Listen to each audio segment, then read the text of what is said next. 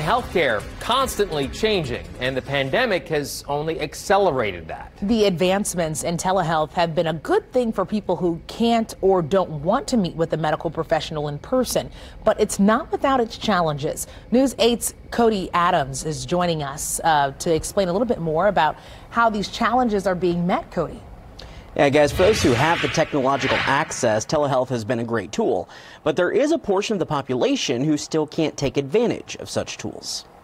Telehealth has been a great tool for both behavioral and physical health, but it's still got a ways to go before it can help everyone. There's a lot of work that's been done, a lot of work in progress, but there's still so much more that we need to do.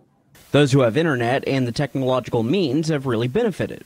But there's still a large part of the population that does not have that ability. United Healthcare is working to bridge that gap. Viewed through a population health and health equity lens, we actually view virtual care as a game changer that will serve as a gateway.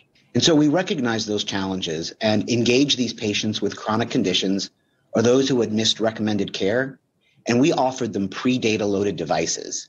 In our case, a tablet that was connected to a cellular provider's network. As with anything, there's a lot of trial and error and learning as you go. But making sure everyone has access to health care is front and center right now. I think one of the things that the pandemic highlighted was the critical issues around access, critical issues around sustainability. And so it heightened our efforts and focus. There are several ways of attempting to meet those needs, but it takes collaboration with local communities.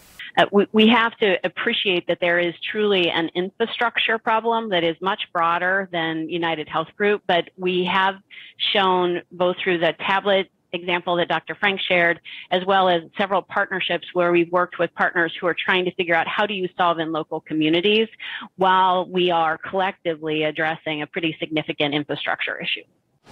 Now, telehealth isn't going anywhere. According to United Health Group, in 2021, from January to July, they serviced 18 million people through telehealth services. So getting this right and making sure everyone has equal opportunity is really important. Cody Adams, Wish TV, wishtv.com, and follow us on Facebook.